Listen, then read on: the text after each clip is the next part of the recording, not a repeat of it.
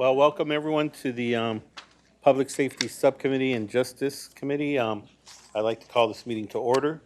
For all those que necesiten un intérprete, Señora Duarte, where are you at? She's right back there. So we have an interpreter, Mrs. Duarte, that's in the back. So if anybody needs translation, so si necesitan alguien a translatar la junta en español, ahí está la señora Duarte atrás. Okay, with that, we have call to the public. We have a card. Ms. Burns, come on down.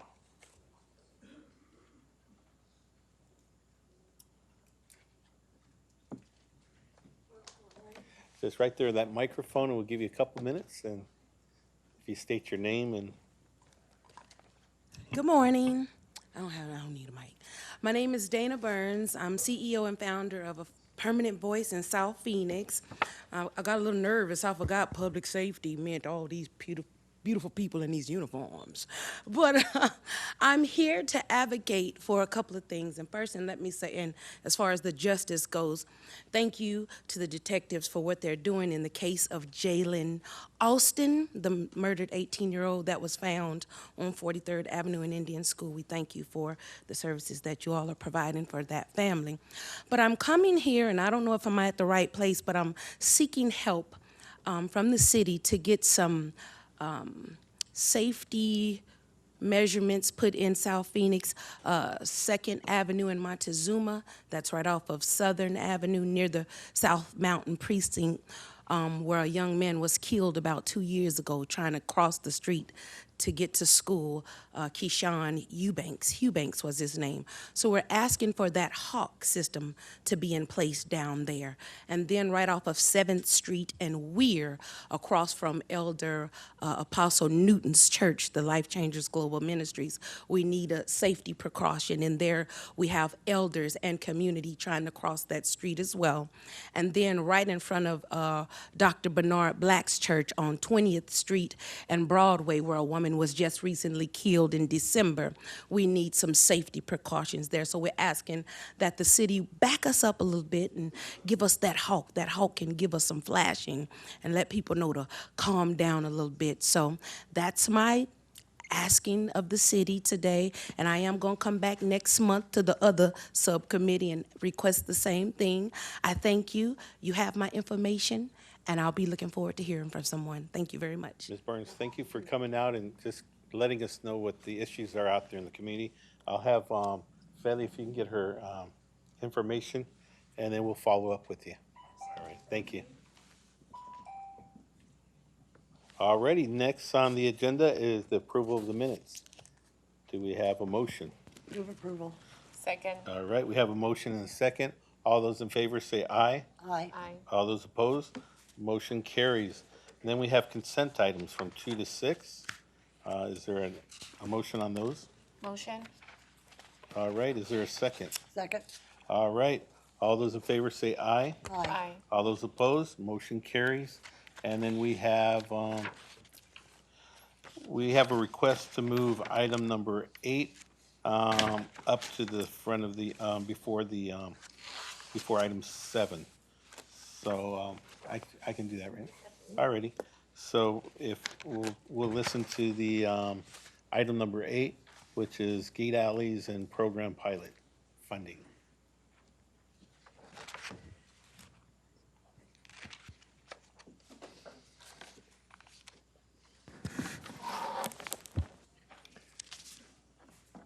Thank you, Chairman Nowakowski and members of the subcommittee. Jump right over here and grab the remote real fast. This particular item is the gated alley program pilot, and this topic has been talked about at a couple of different subcommittees for the land use and livability over the last couple of years. In particular, here today, we are here to talk about a $400,000 allocation of neighborhood block watch grant funds to create a grant process for funding gates within the program pilot area. These are a couple images showing that a lot of our alleys have a lot of issues associated with them, with trash inside of them, graffiti on them, and so it is an area that neighborhood groups, as you all know, have called your offices, had questions and concerns about, And Vice Mayor Rodado has been working with Councilwoman Stark and others to really try and expand this program around the city. And so the Land Use and Livability Subcommittee has recommended that it be expanded across the whole city to have 10 alley segments within each council district. And then the item here today is really that allocation of the block watch funds. So here's a couple other pictures. Our Public Works Department, as well as Neighborhood Service Department and Streets Department, have been integral as part of our working group within staff to develop these recommendations in this program. And you can see here's a Public Works truck that has got stuck in an alley. And so there are lots of issues with alleys, and so moving trash collection out to the street and then gating off some of these alleys to curb illegal dumping and crime and graffiti and those things is really what this program is about. It was originally started in 2017 as a pilot program within the Sunnyslope and Royal Palm neighborhood areas. The first gate was installed in December of 2018 within Royal Palm, and there are 9 gates that are installed there and 1 underway. And we have 2 applications and petitions pending in Sunnyslope. This item, as I said, was voted to be expanded across the city by the subcommittee, and Ms. Hoffman, the assistant director here, will walk us through the process here, and then we'll be happy to answer any questions. Good morning. The Royal Palm pilot area was identified by District 5 staff in the 2017-2018 year, and it basically goes from 19th Avenue to 7th Avenue, and then from Dunlap to Northern. The Sunnyslope area for the pilot is been helped develop by the District 3 and staff, and it is from the area that goes from Central Avenue to 12th Street and then Dunlap to Butler Drive. So what worked in the Royal Palm and the Sunnyslope areas? First was the neighborhood support and community involvement, especially in Royal Palm. They really had concerns, and they brought it to the attention of the council offices, and they helped sort of start this whole effort that was moving forward. Public Works worked with the neighbors to talk about relocating the trash from the alleys and moving them out front with their walk and talk, and we had other community outreach meetings to get the feedback from the neighborhood. Controlling the access to the alley worked in regarding to eliminating the extra dumping and undesirable activities, and having alleys in proximity to each other, as you saw on the map graphics, having a geographic area that helps supports the efficiency, streamlining of ensuring that we can help with the trash collection, as well as getting data related to the success of the alley being gated. And then having 9 to 10 alley segments, again, working with the neighborhood so that they're involved and understand and can get their petition signed. The Land Use and Livability Subcommittee, we met to them in October 2019, and we had a presentation, and then they made their motion in January of 2020, and they directed staff to move forward with finding a funding mechanism to help certain neighborhoods that have some challenges with being able to have discretionary funds to be able to pay for the improvements in the gates. Also streamlining the process that we have for the gated alley program pilot, so finding ways to help make it go smoother and easier, and then expanding the pilot to all the different council districts. The other direction that the staff came back to report to the Land Use and Livability Subcommittee was we would be creating a standard guide for the neighbors so that they can understand what the process is and what they need to do to be able to move forward, whether they use a qualified vendor or somebody else, they would be able to understand the process. Also eliminating the bond amount or making it one bond, because right now if you do any work in the right-of-way, developers have to post a bond, and alleys are right-of-way, so we're trying to reduce that or eliminate that. And also using the qualified vendor list, as I mentioned, to be able to have licensed contractors that are familiar with the gated alley program and are able to be utilized by the neighbors in a streamlined manner to be able to have the alleys gated. Creating a standard gate detail will also be helpful. We want a wrought iron gate. That's what what Royal Palm put in, and it is a visual and it's high quality for a neighborhood to have wrought iron, and also meets our zoning ordinance requirements. And improving the locking mechanism, staff did research regarding different locking systems, and we want to try to minimize. Right now there's a daisy chain with lots of locks from all the utilities, so we try to minimize that and minimize the cost for the gates, for the locks that the gates would be used for the neighbors. And improving the efficiency by having the gates within sort of a geographic area and a vendor. We'll be able to do the gates all kind of in one time frame, shorten it, and make it more efficient for staff to be out there to inspect it and get the project completed. And then establishing some kind of grant application or a process to utilize funds to help the neighborhoods that need that the most. And we'll talk more about that in a few seconds. So the considerations for expanding the program would include such things as data on the illegal dumping. Public Works Department keeps track of that information, as well as graffiti complaints that go through Neighborhood Services Department, various calls for service, and we would look at crime statistics and analysis and glean from that data, again, whether the gating the alleys is a success and helps to reduce some of those calls. And in addition to that, when the 2017 program started early, there was a lot of interest by different neighborhoods across the city, and so Planning and Development Department has been taking in all those calls and tracking those interests, so we would have that as data to be able to provide to the council offices. So the expansion area, you'd also have to consider the neighborhood area. As mentioned, the Royal Palm and Sunnyslope was successful regarding sort of a smaller geographic area. It also helps for a manageable number of alleys, so 9 to 10, and working with those neighbors. Having an existing neighborhood association and a block watch group would be critical so that they're available and they're involved in their neighborhood and that they're able to be the liaison between the city and the neighbors that want to have the keys and gate the alleys. And then the funding's needed to pay for the cost of the gates and the installation and the permit fees. Currently in the city of Phoenix, there's over 4,800 alleys. The lowest number of alley segments is in District 2 with 64, and the highest amount of alley segments is in District 4 with 1,262 alley segments. So the wrought iron fence was installed in Royal Palm, and the cost that Royal Palm incurred, what we got from their installation was about a $4,500 cost for each gated segment gate. And again, they had special design gates, I think with R and P embedded in it, and so we would have that standard detail in the vendor to try to have economies of scale and efficient way of doing it and a quality gate with a lower price. So we're still be moving forward with looking at that and trying to find ways to streamline that. The daisy chain and lock system, we looked at different locking systems. Right now, there's quite a few locks with all the utilities, and several city departments have locks on it. And we've researched different locking mechanisms to reduce that cost and for efficiency and reduction in the number of locks. And permits, right now, Planning and Development Department requires a $100 permit for a fence. Fire Department requires, $300 for planning and development permit, $300 for fire, and then the revocable permit is $100 for the geographic area, combining it together. Revocable permits are needed for any work that's done in the right-of-way. So the proposal would be, what the Land Use and Livability Subcommittee was to move forward with having 10 alley segments identified in each of the council districts and finding a way to track the data for success. So again, police crime statistics could be verified at Public Works dumping data, Neighborhood Services Department blight, and graffiti information. And with that, I will pass.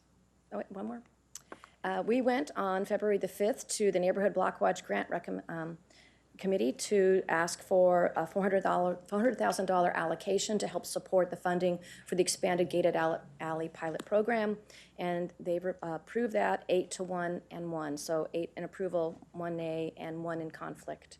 With that, I'll pass this on to Alan. Thank you, Sandy. Thank you, Sandy. So the next steps would be to hopefully get council subcommittee approval here this morning for the allocation of the monies, and then schedule in March for the full council to act on the land use and livability recommendation on expanding the pilot, as well as this subcommittee's recommendation on the $400,000 grant process, and then work to create a vendor list to secure 2 to 3 contractors who would be the contractors that, if a neighborhood was awarded a grant, would use those contractors to then do the work, and that way the city can pay them directly because it's public monies that are involved in making sure that we track where those go. And that way, if there are neighborhood groups who don't meet the criteria for a grant, but they're still part of the pilot program as selected by that council district, they could do what Royal Palm did and pay for their own gates and go down that process. And that's where the standard detail would happen and how that could all work together to ensure that we are making sure we can get the gates out there and do it as quickly as possible. And through this process, we'll be improving our handouts as well as our online information. With that, staff does recommend approval of the $400,000 Neighborhood Block Watch Grant Program. Yes, Councilmember Williams? I have several questions. Are you saying that a neighborhood has to either have an HOA or a block watch and go through the application and be approved by that committee, or does it go through your department?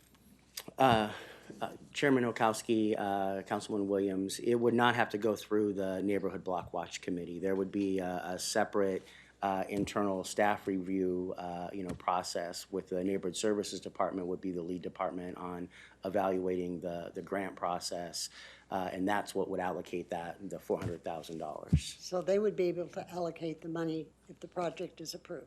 Right. Okay, why did you ask for $400,000 when it's $5,200 a gate? Chairman Okowski, Councilman Williams, the $400,000 number was one that was discussed with the city manager's office and other folks to come up with to fund a pilot so we could see how it works. That's why we are very conscious of the data that we're going to collect relative to making sure that we are addressing, crime and blight issues, and it's not, well, this alley segment gets closed, but then things are happening right on the next alley segments are increased, so that we could monitor all those things and see, and then be able to come back to the council with a report on what that is once the gates are up, so that way, if the council wants to expand it in a greater sense, then we would be able to have that data and can look at, is there additional general fund monies that want to be allocated to make this a larger citywide program. And are you going out for an RFP to see if you can get the gates at a lesser cost? I mean, Royal Palm with the RMP in there sounds pretty expensive. Can we get something simpler and better price on the locks? Chairman Nowakowski, Councilwoman, yes, that's the intent of the process, is that it be develop a qualified vendor list, and part of that would be their proposals to look at, here's the gates that they would propose, and making sure they're wrought iron and look nice, but they don't have to be engraved and do some of the things that Royal Palm did. That way, as part of the $400,000, we'd be able to spread that money, further across the city to address more needs. And would you have like samples or pictures of options that the neighborhood could choose from? That could be something that we could build into that process to ask for some variations that neighbors could then look at. Okay. And there's no way the city is willing to waive any of those fees?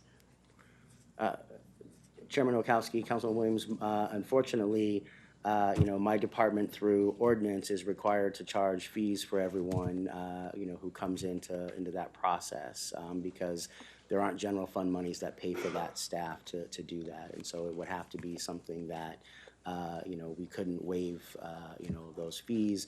But as part of the grant process, that could help pay those fees so that there wouldn't be, an out-of-pocket cost to neighbors who were in the gated alley program if they were awarded a grant. Okay, so you're not expecting the neighbors to pay? Correct. Okay, thank you. All right, thank you, Councilmember Williams. Vice Mayor? So just a couple of questions that I just want to make sure we put on the record here, clarifying some things. So this is not mandatory, correct? Chairman Nowakowski and Vice Mayor Guardado, that is correct. This is not mandatory. It's in a voluntary program, and so if a council office works with the neighborhood group and selects them to be part of the pilot program, there still would be an additional survey work done by the Public Works Department about moving the trash collection out from an alley out to the street, where those individual property owners who abut that particular alley would be surveyed about moving their trash collection out and gating the alley. So it's a very involved, public process to ensure that if that's where the gates end up going, that there's buy-in from those adjacent property owners as well. And then can you tell us in that area, how many people need to agree to have gated alleys in that segment? Chairman Nowakowski, Vice Mayor Guardado, at this point, it's 51% of the abutting property owners, would have to agree to then gate that particular alley segment. Okay, so I've been one that has been pushing this really hard. I I live in Maryville. I have a lot of neighbors that live in Maryville, and talking to a lot of the workers as well that drive those heavy trucks day in and day out. I see how much of an issue like it's become for a lot of our neighborhoods, and how important that is. If we were to do this throughout the whole city, just like I know that I've been asking this question a lot. If we did gated alleys throughout the whole city, what would be the savings overall for the city in the next few years? Chairman Olkowski and Vice Mayor Gordillo, I don't have that statistic with me. I do believe that Public Works Department was working on an analysis of moving trash collection out to the streets, but I would have to defer to them on what Is there that cost is. anyone, Joe? I think. Joe, I mean, Mr. Goodies is on his way up here.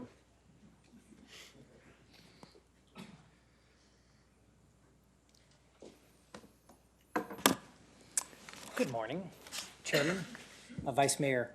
Joe Giudice, Assistant Public Works Director. So we did provide a report to council somewhat recently, and you'd think I'd remember that number off the top of my head.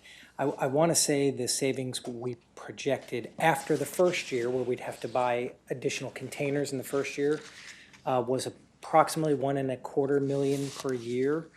I want to point out that that would be savings to the solid waste utility.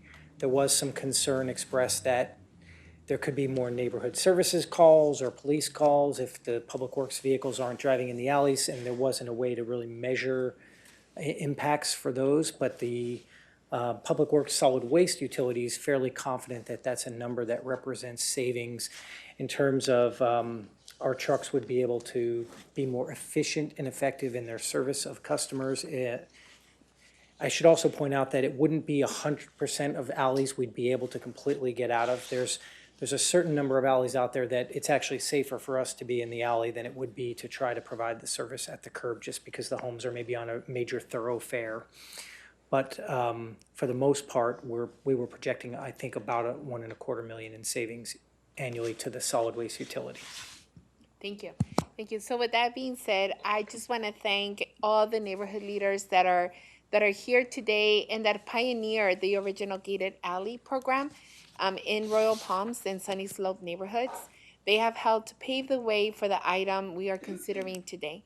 I have heard from countless residents in District 5 about the chronic safety concerns caused by illegal dumping and other issues in our alleys. Our office has gone with different neighborhood leaders in different neighborhoods, and I think I've lost track of how many alley cleanups we have done. I know that we did an alley cleanup back in the fall, and I think it took 3 trucks that had to come out into the neighborhood to be able to clean it out, and it took us a few hours to do that cleanup. And I know that the neighborhood group went out the week later, and the alley looked the same. So there's definitely a great impact that we will have if we are able to gate the alleys. I think it will make neighbors feel a lot safer. It will make them feel a lot better about their neighborhoods. And I think it will also have an impact in terms of how much they care for their neighborhoods and how much more time they will be wanting to spend in their neighborhoods and being part of the community. I know that I had a lot of people talk to me and tell me, like, look, Betty, we've been cleaning the alleys. We've done a lot of work in the alleys, and then we go out the next day and the alley looks the same as it did the week before. So I think this will definitely hold neighborhoods a lot more accountable if we're able to continue with this program. I think it will make our neighborhoods look a lot nicer, and then it would also give us that confidence to continue to go out to different developers that they should invest in different parts of the city. I think that's incredibly important. And I also want to thank everyone that was involved in this process. I just want to thank you, Alan, for taking the time and sitting down with me. I think it was one of the first issues that I talked to you about, and I talked to a lot of people about. Was one of the first meetings I had with Deb Stark. Is how do we jumpstart this program and how do we get it going? And I just want to thank everyone who has supported us on this and hoping to move forward with this subject. Thank you. Any other questions? We got about 6 cards. All right, so we'll call Linda up.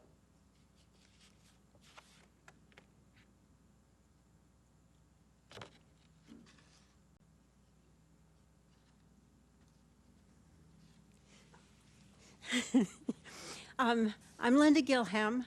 I have lived in this neighborhood in Maryvale area since I was like 12 years old. So I've been there quite some time. I have set up a neighborhood association in the area. I have been in my house, raised 3 kids. We're trying to get another association going with a larger area. And I've been wondering about the alleys for quite some time. We get illegal dumping there, graffiti. We've gone down the alleys many times to try to paint out the graffiti. And again, as was mentioned, after the cleanup, the bulk trash pickup, there's always, right after that, more trash. I definitely believe there is illegal dumping, but I know also, and it's nothing to do with the trash waste management's fault, but as they pick up those big barrels and dump them, when they're overloaded, they can't help but have it overflow their machines, so it's all over the alley. I think it'll be cleaner if it's on the street, and the people will notice it better if it's on the street in front of their houses, and maybe sometime in the future, it might be really wonderful location to have neighborhoods get together in the middle of their alleys. You know, they're safe, they're protected, they're clean, and we can keep them that way if we make it a central part of our neighborhoods, you know, our streets. So thank you, and thank you, by the way, for your service. This is not an easy job you have. Thanks. Well, thank you so much, Angeles.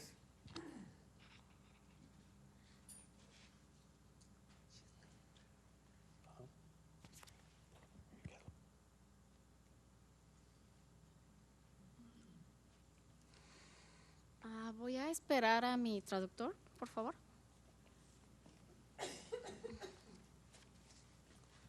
Thank you. For interpreter.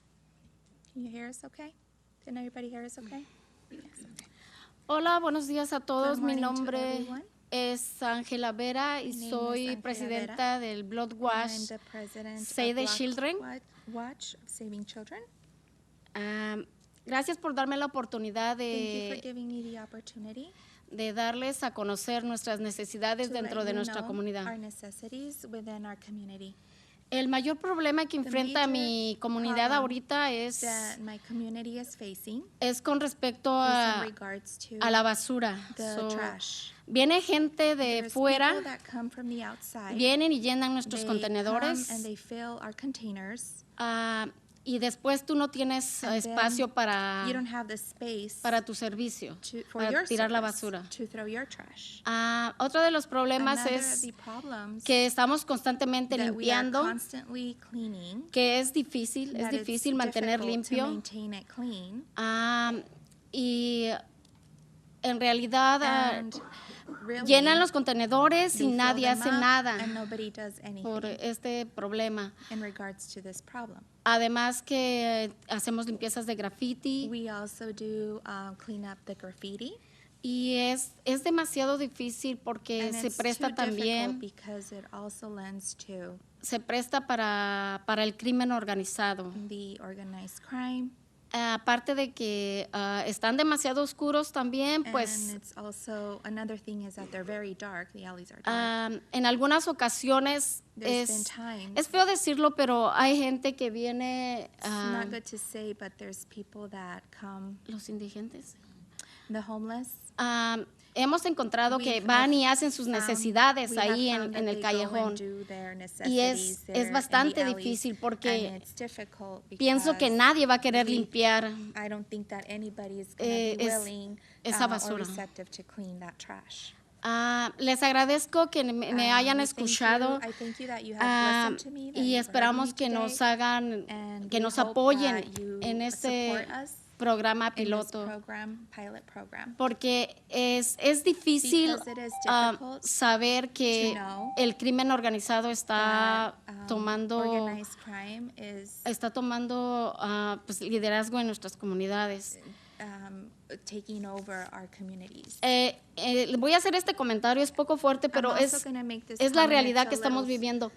Strong, but it's the reality that we're living. En cierta ocasión, alguien de afuera vino y And there was a certain time where someone from the outside came trajeron a tirar el cuerpo de un niño and they came and they en uno threw de los the body callejones. of a child in one of the Tenemos alleys. la escuela ahí cerca. And we have the school close Y by. para mí se me hizo demasiado And fuerte to porque me yo that tengo was- hijos y That was too strong for us to take because I have children. yo sé que tenemos que prevenir el And crimen we de need alguna to manera. prevent crime.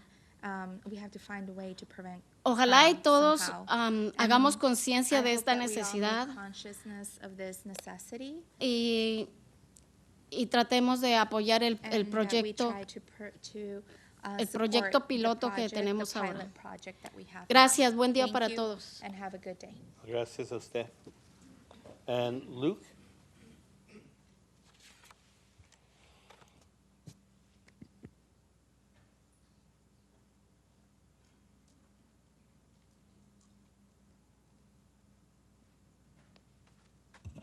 Good morning.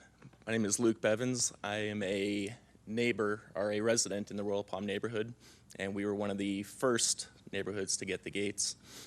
This all started back in 2016 when a guy rode his bike down my alley, hopped one of my neighbor's fences, and sexually assaulted 2 young children, attempted to kidnap them. It sent shockwaves throughout our entire community. At the time, I had 4 cameras on my property, and we were able to see the guy stop at my fence, look over my block wall for about 15 seconds, and I have 3 young children. And like I said, it shook the entire community. Since then, I've installed 13 cameras at my property, 3 of which are dedicated to the alley.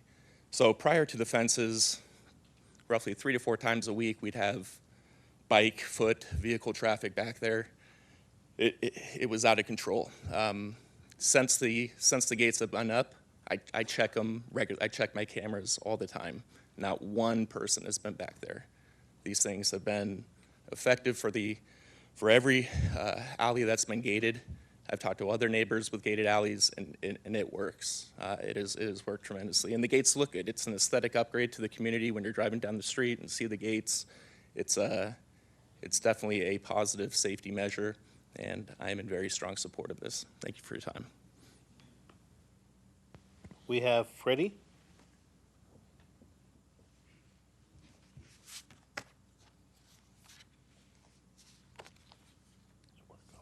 Good morning, council members. Thank you for the opportunity to come out and speak on behalf of the solid waste equipment operators. I am an operator for the City of Phoenix for garbage and recycle. I'm one of the guys that travels these alleys every day. A challenge that we come across is the growth in homelessness. They seek shelter in these alleys. We enter these alleys in the early morning hours under low visibility. By going with this program, I'm sorry, can you speak into the mic? 'Cause Oh, I don't. I'm sorry. By going with this program, I think it'll help us as operators operate these trucks in a safe manner, provide an efficient and safe service to the community. What it is. A second, I'm sorry. Solid waste equipment operator, the challenges every day that we face is the homelessness in the alleys and operating these vehicles, thinking about making the turns and navigating around these corners, not knowing what's waiting for you on the other side. These homeless people, they create shelters, mattresses, they obstruct the alley. It's hard for us to get the trucks through. I feel that not only by considering closing these alleys and gating them and moving the service to curbside, it'll decrease the cost of property damage in these alleys because most of the incidents occur in the alleys. Thank you. Next, we have Jeff.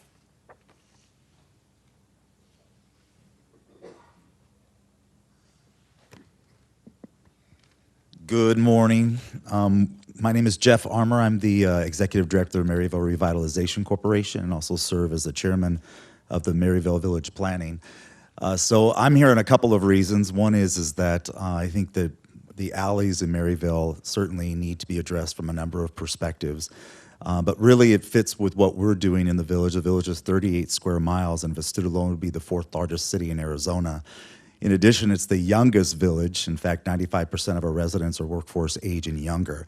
So it's a significant effort for us because this is just part of a larger strategy of economic development. It's not just about cleaning alleys, but it's about putting a better foot forward for communities like Maryville to show what a wonderful and amazing population we actually have. Most people outside of Maryville have a negative opinion of it because of what they've heard from others and not from what they've experienced. If you briefly drive through Maryville and see an alleyway, you may automatically think something negative about our residents, when often the fact is that a big problem with our alleys in Maryville are not actually our residents, they're actually illegal dumping from people either outside of the village or have come in to do different things in our village and dump things there. And so we have organized many, many, many alley cleanups throughout the years. We actually served with the vice mayor on the latest one. What's frustrating about this is that we have incredible community members who are passionate about this area, and they spend their time cleaning an alley, and then another week or two later, it's right back into the same condition. It doesn't give a lot of hope for you to continue to invest in your community. And so part of this GATE program is to say, here's a better approach. Let's have our residents get involved in doing cleanups, but perhaps there's better uses for their volunteer time in economic development, in our schools, helping with our business development, and many other things, some arts and culture and entertainment. So this fits into a bigger plan than just saying we're going to clean an alley. All right. So one of the other things that I will say that is encouragement to us, sorry, Chairman, is I think that moving these receptacles out of the alleyway is a huge problem because the neighbors don't always know which ones have filled up the receptacle more than another. And so that's a key point for us. The last thing I will say is this, that it's a value, and we've got a lot of things that are working. This goes along with all of our community volunteers things, but I actually served at a Harris School judging contest for kids, 7th and 8th graders, who got together to talk about how they could come up with a community solution they could actually send to a state competition. And I was amazed and mesmerized, and you guys probably aren't aware of this, but 7th and 8th graders came up with a community solution, and it's exactly what you guys are talking about today. These 7th and 8th graders said, let's help clean up our alleys by putting gates in. And so today, as a community leader with 200 collaborative partners, we are strongly in favor of this approval. So thank you for your time today. Thank you. And Hillary.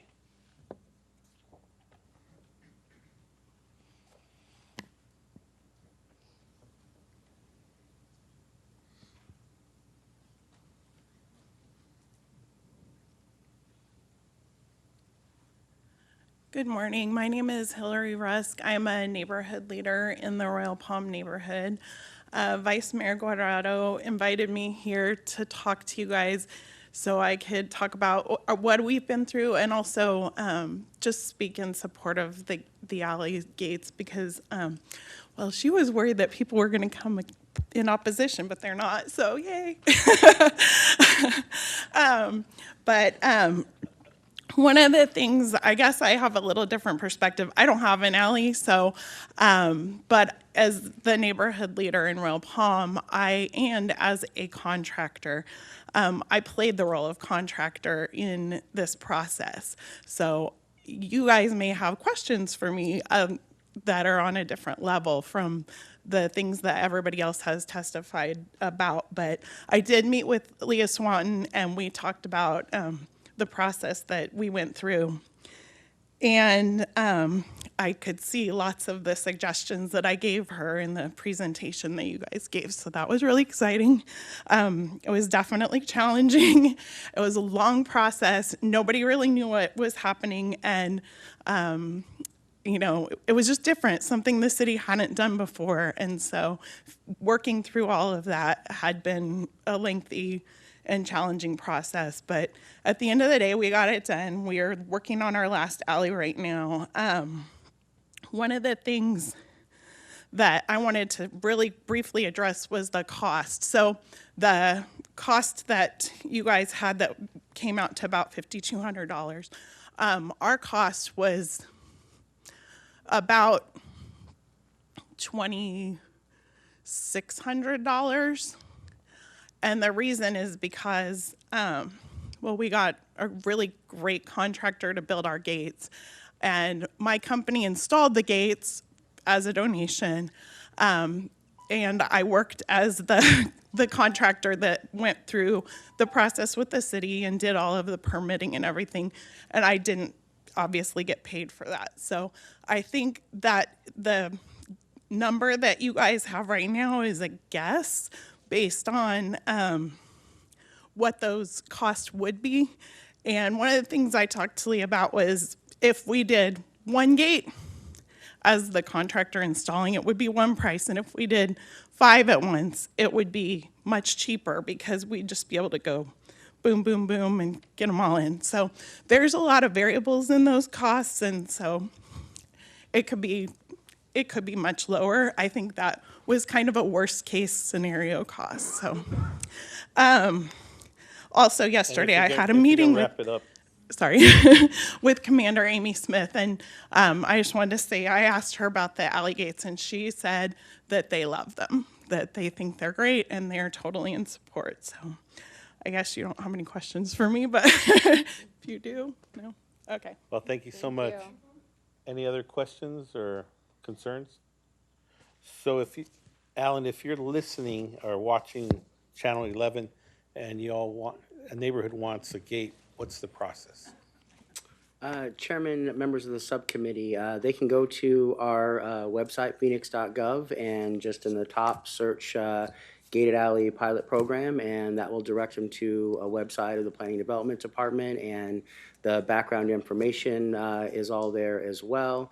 And then once we have, council authorization for this, we'll have the application form up there as well.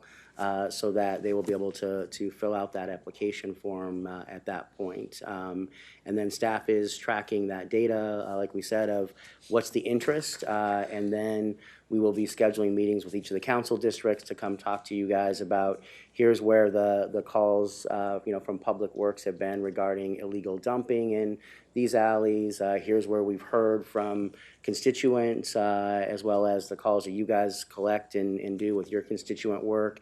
And we'll give that to each of the council offices to then designate the 10 alleys segments, within the council district. And then we'll begin working with those council, those neighborhood groups. And then also be working on developing that qualified vendor list so that we can have the gated program for up and operating as we are continuing to finalize which neighborhoods are in the program and eligible, and then we'll make that information available so that those ones could apply for the grant funds as appropriate. Now, there's a process, right? So the neighbors all have to agree, or is there a percentage of the neighbors that have to agree on closing the alley offer? Chairman, members of the subcommittee, what would happen if they were designated as part of the pilot program by the council office? Then Public Works would go out and do a survey with each of those property owners that abut the alley, so that they would talk as part of that survey about moving trash collection out of the alley out to the front of the street, and then also about gating the alleys. And then the policy is 51% of the properties that abut that alley would have to be in support in order to proceed. And then back, I think it was about 2014, we actually went out to the community talking about the possibility of gating the alleys and stuff like that. Some of the concerns were in the historic neighborhoods where they actually use the alleys as driveways into their backyards. So this is just a pilot program. I just don't want people to get scared that we're going to be gating all the alleys. And basically, you all have input to which alleys are going to be gated or not. I remember that was the big hiccup that we had back, I think it was 2014 or 13. and people came out and was protesting gating the alleys for that reason. So with that, is there a motion? Mr. Chairman, might I? Absolutely. Chairman, sorry for the interruption. So I wanted to correct my number from earlier just to make sure it was correct on the record. I had some time to go back and make sure I could correct it. So in the council report that we provided, the savings was that the solid waste utility projected would be 2.1 million. Wow. Thank you. So what that is actually moving the trash bins from the alley to the front. Thank you. Yes, Vice Mayor? So with that, I would like to make a motion to approve item 8 to request to allocate $400,000 to fund the gated alley pilot program grant process to pay for gates and installation in neighborhoods. Grant criteria should be based upon need as demonstrated by crime, graffiti, and dumping data, as well as economic need. Is there a second? All right, we have a second. All those in favor, say aye. Aye. All those opposed? Motion carries. Congratulations. Thank you. We're on street racing update.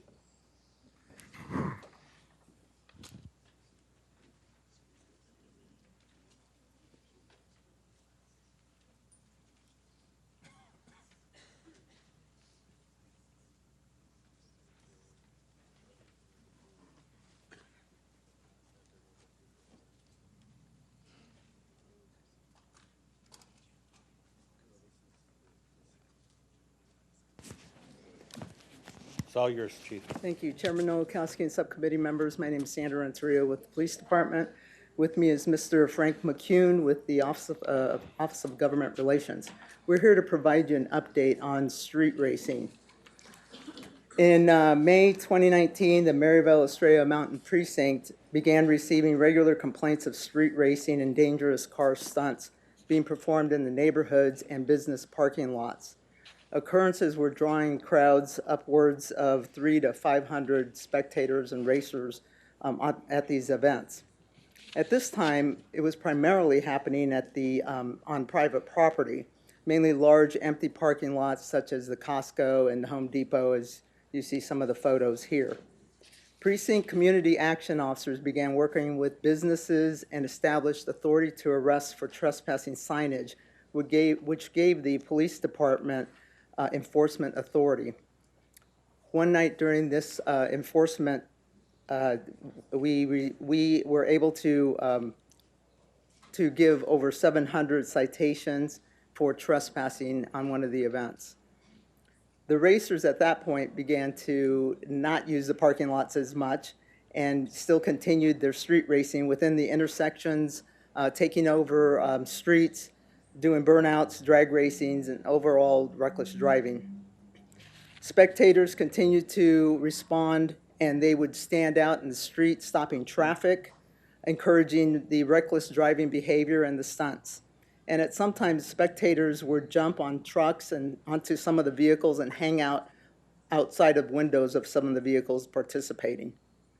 To address this issue, I think I forgot to switch slides here. To address the issue, a citywide department task force was established utilizing officers from every precinct, motor officers, K-9 units, and the air unit. We also partnered with neighboring cities since the street racers occasionally would go into other jurisdictions such as Tolleson, Avondale, and MCSO. And we were also fortunate enough to receive a $100,000 grant from the Governor's Office of Highway Safety to address the dangers of street racing. So far, our enforcement efforts have yielded over 1,200 citations, with 80 of them for reckless driving alone. 60 vehicles have been towed, and nearly 30 individuals were booked into jail. A little behind here. Sorry about that. That concludes the enforcement efforts from the police department. I'd like to turn it over to Mr. McCune, who can provide the legislative efforts to address street racing. Good morning, Chairman Nowakowski and committee members. As luck would have it, Senator Paul Boyer is sponsoring legislation this session to address this issue head on. Senate Bill 1659 was introduced. which is ironically being heard in committee as we speak right now. So things are moving fast. It's kind of fast-tracked.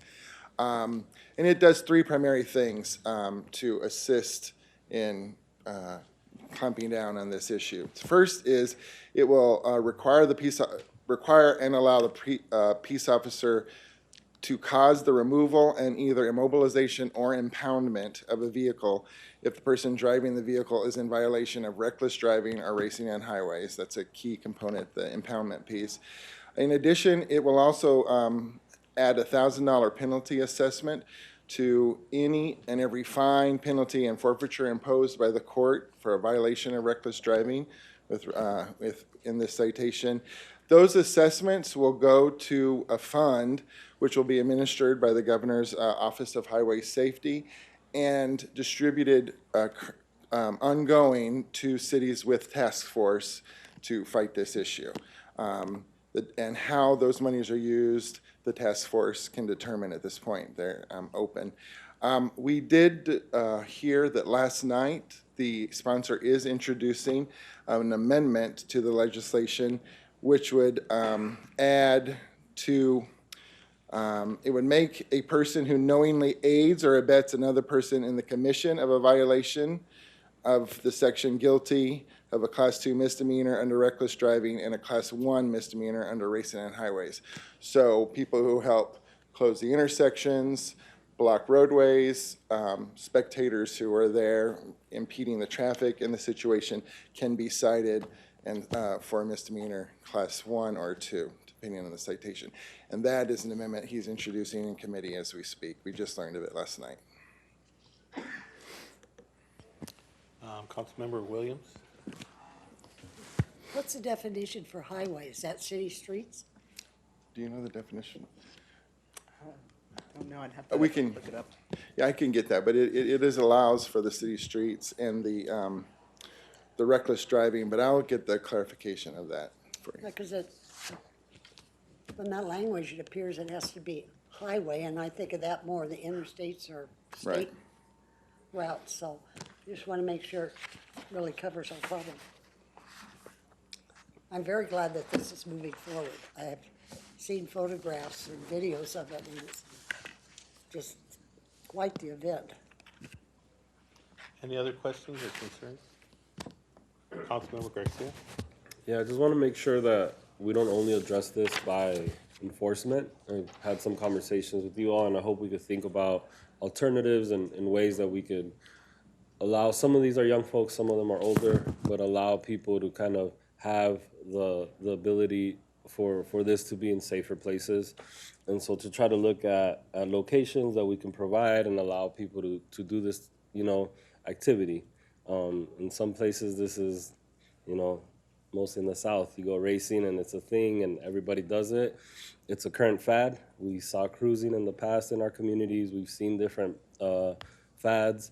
This is a combination of kind of cruising and party crews coming together. And so I just want to make sure we don't just criminalize it and then allow these laws or our enforcement to go beyond and past and hurt the communities more than helping. Any other concerns or questions? Well, one of the things that we've seen back last year is Mayor Delda Williams basically asked for a special task force, and the task force was formed back last year that the city of Phoenix was on the weekends were looking into these incidents. They were happening at the Home Depots and Costco's and just big parking lots. From there, the companies were putting signs up allowing the police officers to come on and basically educate and cite those individuals. So I agree with Councilmember Garcia. We need to educate people. So we need to let people know that if they're going to be doing this type of activity, first of all, it's dangerous and you can actually kill somebody that's standing on the side. Some of those videos are just outrageous that you have somebody spinning around and a person standing there on the side just barely getting touched by the car. And then the other thing is that really want to thank the governor's office for giving us that $100,000 for that task force that we have. That really helps out a lot. And also with the 1,200 citations, that we've given out. I wonder if there's some way of some type of driving school or some way to basically educate these young people on how dangerous it is, and then maybe it's something where the first time that they're cited that they can actually go through driving school, and then the second time then it gets a little bit more, the citations go up and stuff like that. So I'm just really concerned that that our streets are safe. It's kind of chaotic that when you're driving down a major street that you have hundreds of people and cars blocking the intersections, and people are calling up thinking there's an accident, 911, and then all of a sudden you have fire, you have police, and everyone coming into a section where it's not an emergency, it's more of a drag racing and spinning around and that. So with that, go ahead. Sorry, Chairman Nowakowski, and Councilwoman Williams had asked the question about what the definition of highway was, and I had a lifeline that just sent me the information. Highway means the entire width between the boundary lines of every publicly maintained by the federal government, the department, a city, a town, or county, if any part of the way is generally open to the use of the public for purposes of conventional two-wheel driving vehicular travel. So it does cover streets in the city. Thank you very much. I definitely support this. Chairman Vice Mayor? Nowakowski. I'm Oh, sorry. Yeah, so moving forward, like I just want to see like positive solutions towards this, right? Like, I mean, I also understand that it's a thing, it's something that happens. And I'd be more than happy to be a part of like, how do we find a positive solution, right? That this is not about these are good people and these are bad people. It's about, okay, we have concerns out in the community, but how do we address this the best way possible? Like, for example, like next week we're going to be doing a meeting with the Estrella Supermoms to talk about the speeding that happens on 75th Avenue. So we're going to bring different people together to talk about this issue on how is it that we can actually involve more the community to be a part of the solution. I don't think that the solution is going to come from the police department and from the city council. Like, I think it's involving the community on how do we get the community to be active, on how do we get our community groups to be active and be part of the solution. So moving forward, I would like to see more community leaders like coming together and trying to figure it out together, right? Because I don't think it's about criminalizing people for doing this. I think it's about how do we find a good solution and how we all work together. Maybe to find that common space where this can actually happen, but then at the same time using it more as an opportunity to get neighborhood leaders active and working together and being more a part of their community.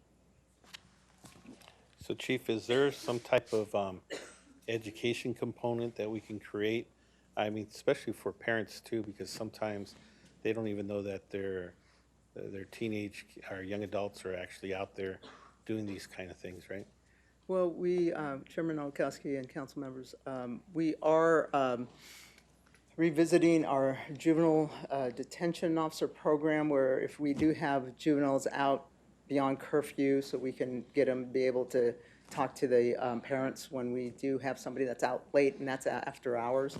So it's not specific to this, but what we can do is have our community action officers that are out there working with all our community members, our community leaders, to start throwing it out there to get those ideas of where can we remove this danger from the roadways, because that's where it's dangerous to the community, but it's dangerous to the spectators. We have 300 to 500 spectators out there that are circling around while cars are speeding and driving recklessly.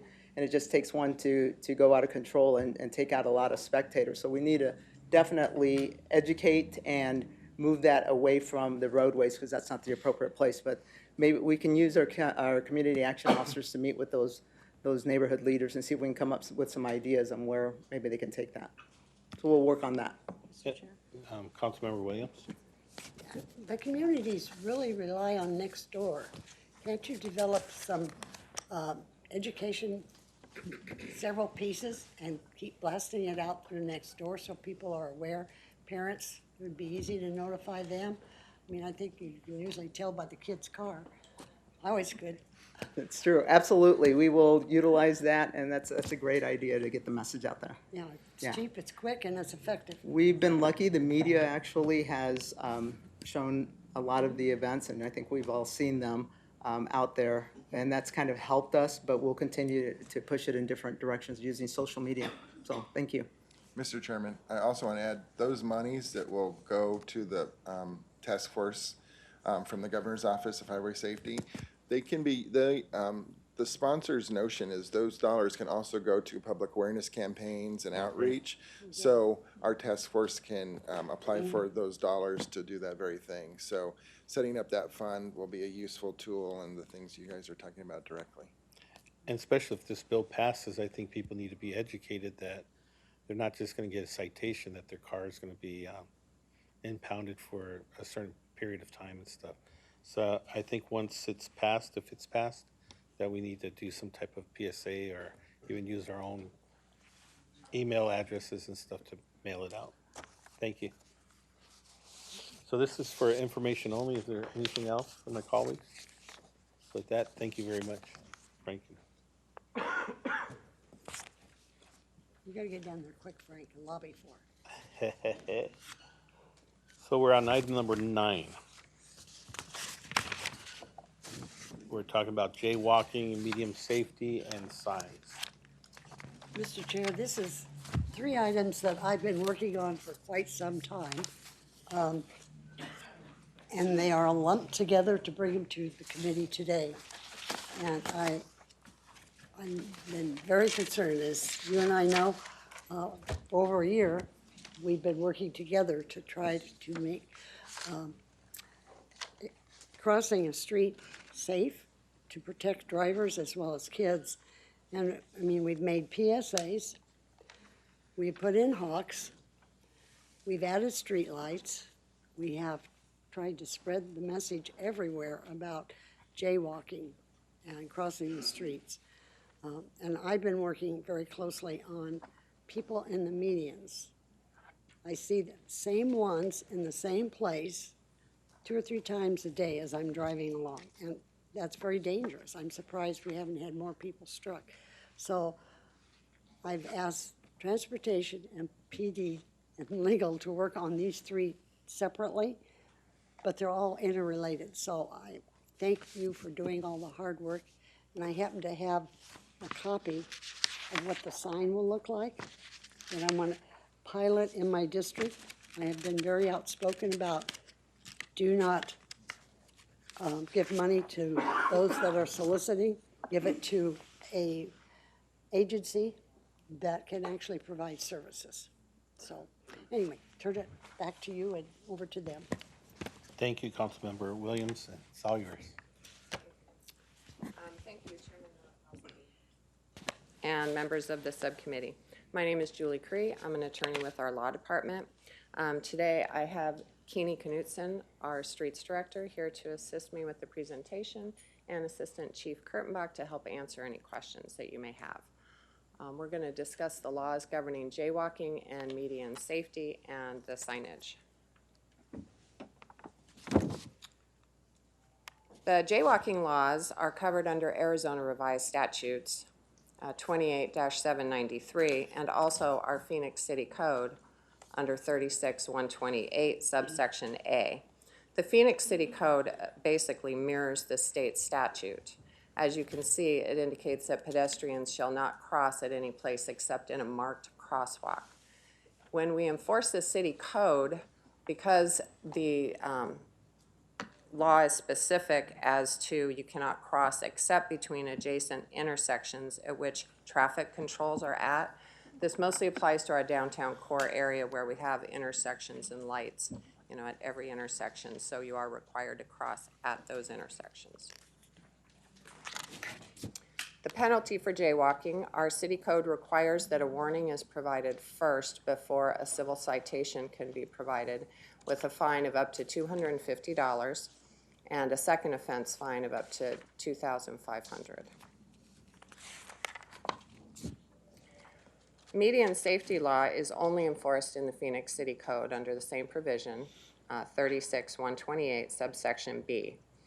And it provides that pedestrians cannot stop or remain in the median except if they need to wait for traffic to clear or yield. The penalties are the same as for jaywalking. A warning is also required first before a civil citation can be issued, with a fine up to $250 and a second offense fine up to $2,500. So the warning provision was placed into the Phoenix City Code around November of 2014 and went into effect around January 2015. But it's not required by state statutes. That is a provision that's only in our Phoenix City Code. So it can be removed. Prior to that, jaywalking did not include a warning, and again, neither median safety or jaywalking enforcement does require warning by state law. I'm sorry, you said it does or Does not by state law, just only in the Phoenix City Code. This is the warning provision in Phoenix City Code 36-128 subsection C. As you can see, it requires that a warning must be given prior to any pedestrian being cited for jaywalking or median violations. This is the proposed change to the code if we removed the warning provision. So we would present an ordinance to City Council with this proposed revision. Alternatively, we can look at enhancing the current system to track warnings. Doing so would require that the vendor comes in and does an evaluation of our current system and make sure that we can have the compatibility and functionality with that current system, and estimating the cost to do that upgrade to our current system so that officers can get that immediate information when they're out in the field to find out if a warning has been given before they issue a citation. And with that, I will turn it over to Keeney to talk about the signage. Could we talk a little bit more about what she just proposed? Absolutely. Because that's much different than the signage, in my mind anyway. My concern has been when we did that, and when did you say, 16? When we When we started the provision for the warning was in January 2015. Okay, because we had so many people standing, especially on the entrances, exits of the freeways, that would get right out and try to get in cars, or they would go between cars trying to get money, and they were out there all the time. And so we thought, giving them a warning. Well, the police have now come to me because I'm always writing them, why are the same people there? They're still there after all this time. It's still dangerous. And they said, well, because we don't have a system that tracks warnings that we give out. Policeman A might have given a warning. They don't move. They know that thing's going to happen.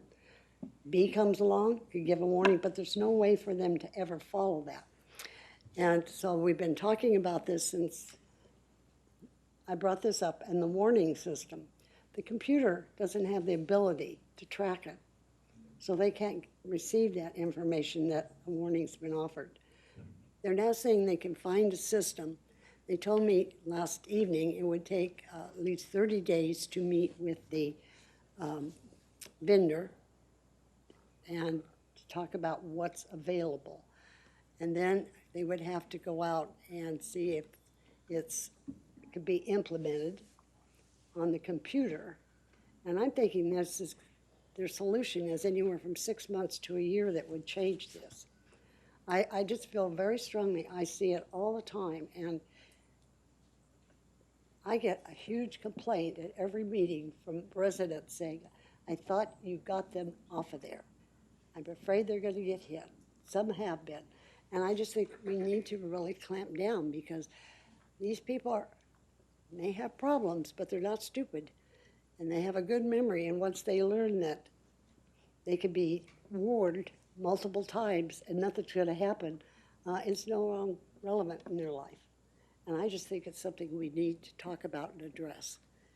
And on the jaywalking, the other night going home from our budget hearing at or not budget, but The water? garbage. From that meeting, it was dark, it was black. 27th Avenue on Northern going to 35th, 3 people dashed across the traffic, and there was multiple cars in both directions. They weaved in and out, and all dressed in black. It scared the bejesus out of me when I saw what was going on.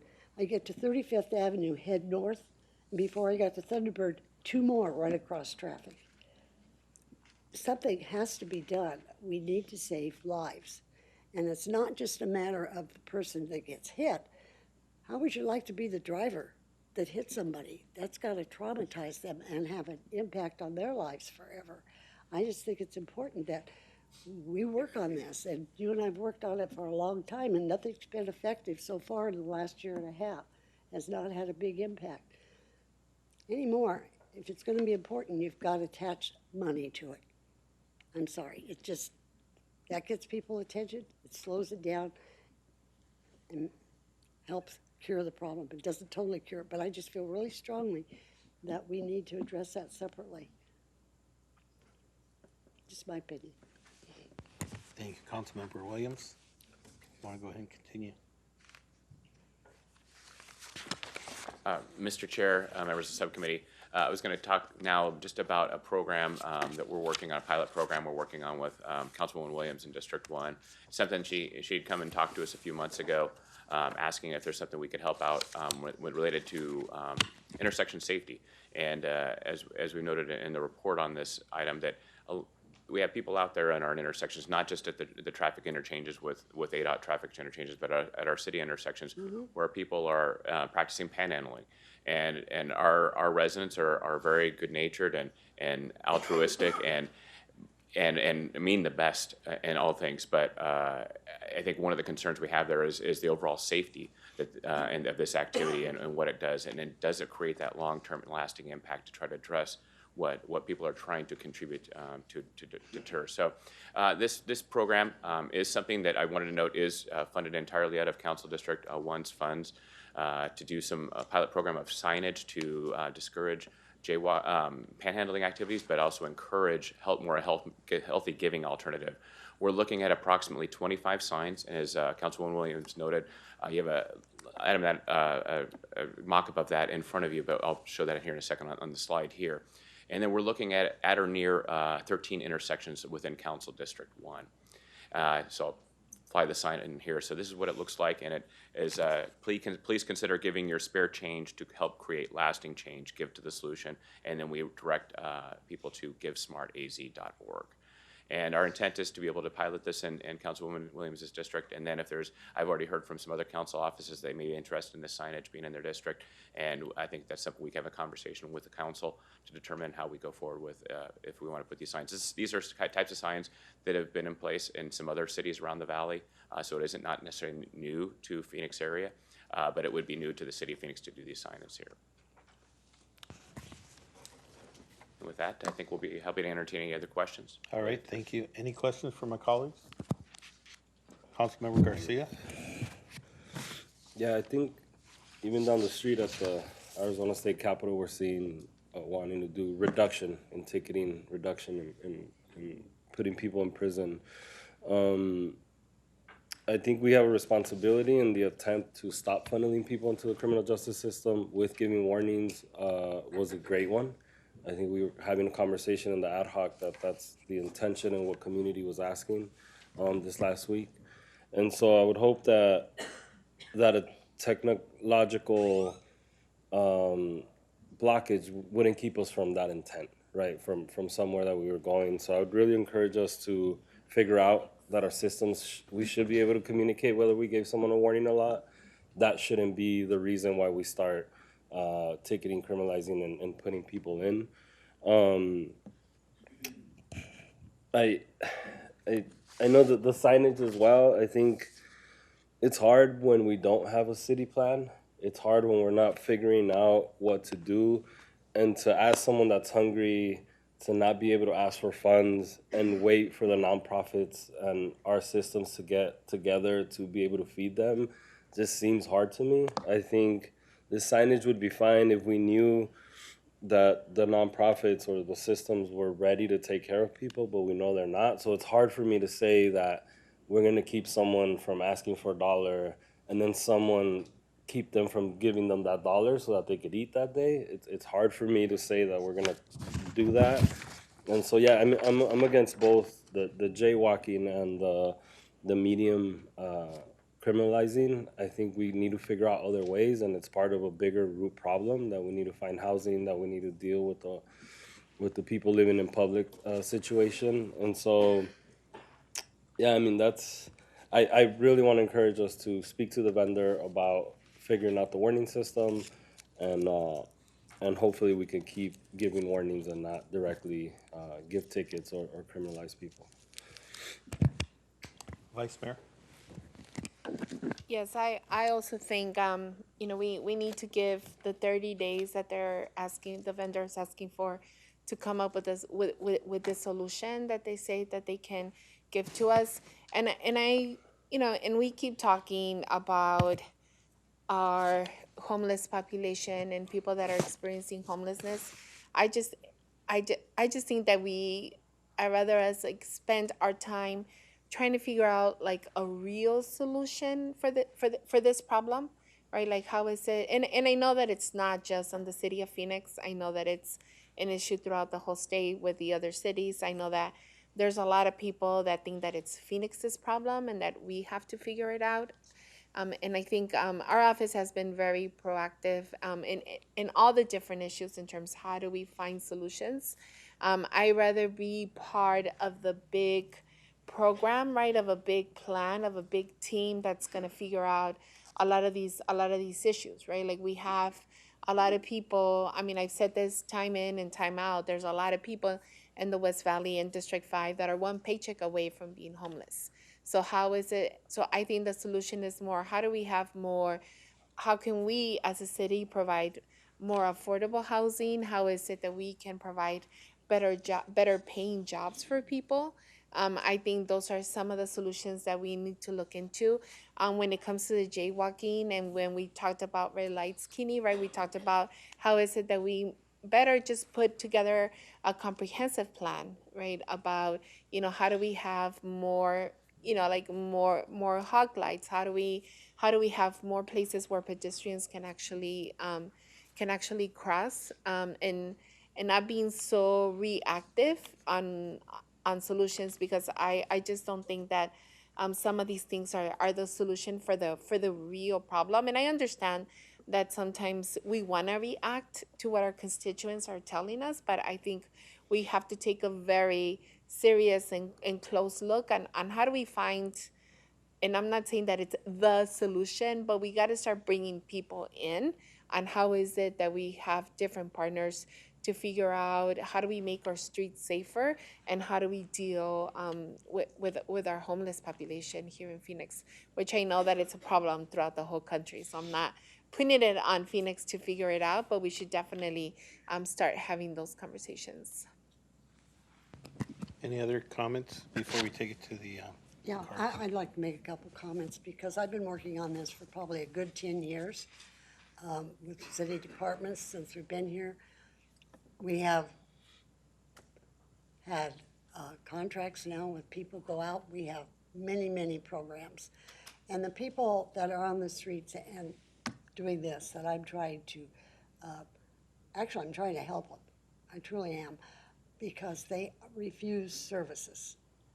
They're transients. It's a preferred lifestyle due to their either mental illness or their addiction problem.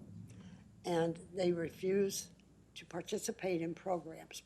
And as long as people are handing them that $1 out there, that buys a drug, doesn't necessarily buy a meal. The only honest one I ever saw out there is the guy that says, I need to buy my wife a birthday present, will you help? I believed his story. But for the regular ones that are out there all the time, we're just enabling them to have the continuation of that lifestyle. And I don't want to become a Los Angeles. I don't want it to become a San Francisco and have to hit cities up and down. And this is a growing problem, and we know along that canal, there are camps, and they go out there almost daily, at least weekly, trying to get them into services, whether it's mental health, it's the housing, it's food, every program the city offers, and we offer a lot of them, and they're refused. And I just think we have to continue to fight this in multiple ways while we offer those people solutions. And I'm working on a couple other things that'll probably make you cringe, but I just feel we have to just keep at it till we can find actual solutions to change people. So I understand you have real concerns about it, but I will tell you what I live with in my district. So. With that, we'll take it to the public. Okay. Alrighty. So we have Ryan.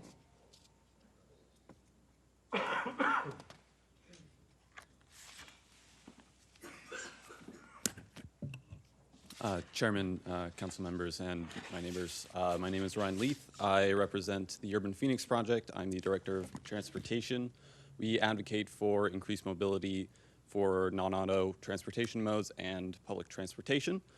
We are very much against the removal of the warning for jaywalking as far as the city code or the Arizona statutes are concerned. I'm going to use the word mid-block crossing instead of jaywalking, specifically because jaywalking is a bit of an antiquated and anti-pedestrian term coined about 100 years ago by auto advocates when cars were originally taking over streets. So this change, while we understand that Phoenix is trying to reduce the number of pedestrian deaths, will only disproportionately impact the groups that are already disadvantaged by our transportation system. That includes communities of color, low-income communities, our neighbors experiencing homelessness, and then our neighbors with disabilities. So the real issue is not going to be addressed by this measure, and the real issue is the design of Phoenix streets. They often are going to go half a mile without having a signalized crossing, which you are required by these statutes to use. If you're on one side of it, you're not going to add 10 to 15 minutes of travel time in Phoenix's climate to get to the other side, especially if buses only come every half an hour. Especially if you're carrying a load of groceries and trying to follow the code and find a signalized crosswalk is going to add twice the amount of time you're carrying your groceries home to your family. People aren't going to do that. The danger they're facing by crossing 40, 45, 50 mile per hour arterial roads is not enough to stop them because we are asking them to make an illogical and inefficient choice at the expense or for the benefit of drivers just so they can drive a little bit quicker in their usually single occupancy vehicle. So what I would instead recommend is looking more about how our street design encourages drivers to engage in dangerous behavior, especially since the downturn. The amount of policing that we have that is dedicated to traffic enforcement is outrageously low. From what I understand, there's as few as 6 officers dedicated to traffic enforcement at any given time in the city. That's over, around 500 square miles, and that includes responding to traffic incidences. So we oppose this, and we would just hope that we take a look at other ways that we can help to push Phoenix in the right direction. This is really the confluence of climate, public health, access, and equity, and this is just simply not the right way to go about it. Thank you, Ryan.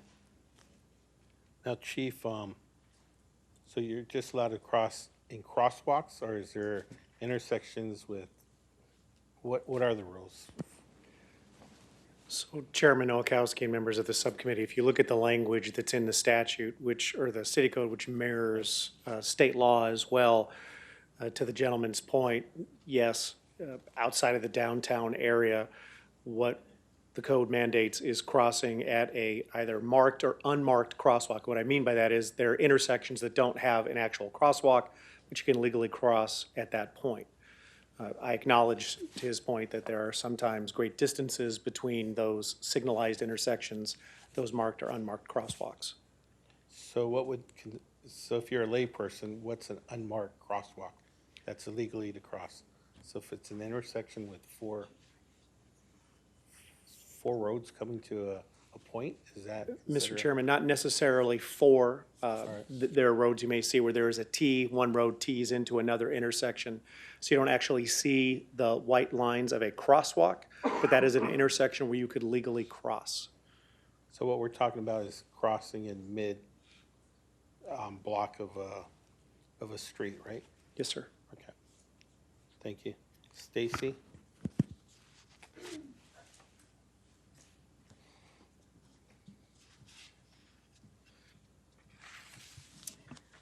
Good morning, Chairman, council members. My name is Stacy Champion. I find this to be outrageous for a number of issues, and like Councilwoman Williams, I too have been pushing for the city to adopt complete streets and pay more attention, especially to our underserved communities here for many, many years, over 10 years at this point. We have highways, speaking of highways, running through our urban core. The reason that we have such a high number of pedestrian fatalities in Phoenix is because of this. We have people going way, way, way too fast and many, many lanes of traffic. You know, I live kind of in the Melrose neighborhood, and I can tell you that there are some crosswalks there where not only are people flying up 7th Avenue going 55 miles an hour, but I can stand at a marked crosswalk and nobody slows down. People do not yield to pedestrians here. And the manner in which the city continues to shame pedestrians is outrageous. This is an issue of people going way too fast. We have no pedestrian buffers. We don't have enough signage. We don't have enough hawk lights. I see upper class neighborhoods with a lot of white people getting hawk lights by popular restaurants before I see neighborhoods where there have been 5 or more deaths getting those hawk lights, and that's wrong. With regard to people not getting a warning and having there be an immediate $250 ticket, I don't know if anyone in this room has been poor or has grown up poor or been poor as an adult.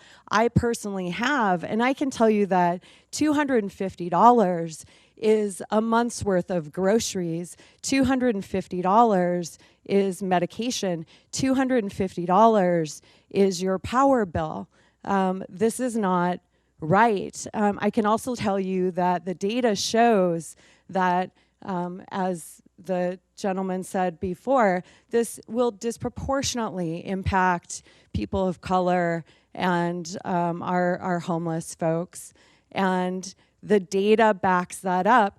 I would ask for you to collect information from the Phoenix PD on the statistics of those people who have gotten these tickets for crossing mid-block and see what that looks like, because nationally, when they have crunch data, it shows that people of color are getting these tickets, and that's not okay.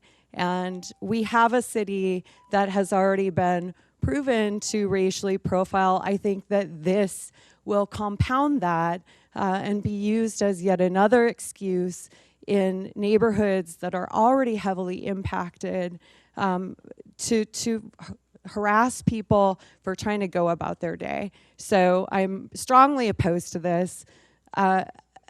Slow people down and take complete streets seriously. Two of the biggest things that are killing people in this city are heat and pedestrian fatalities.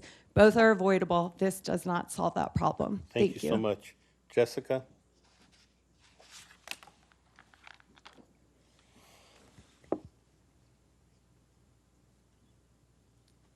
Thank you, Chair and members of the subcommittee. My name is Jessica Bueno, and I'm here representing Urban Phoenix Project. As Ryan stated, we do have some very direct issues with the jaywalking component. Ryan hit to our points as to why this is a bad idea, but I just want to bring the equity component to it. So as a person who works and lives in low-income neighborhoods, this will disproportionately be attacking our residents that use walking as their form of transportation.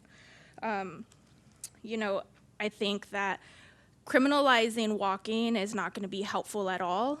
Like Stacy said, you know, $250 fine is very hefty, and the second warning being able to be put in jail.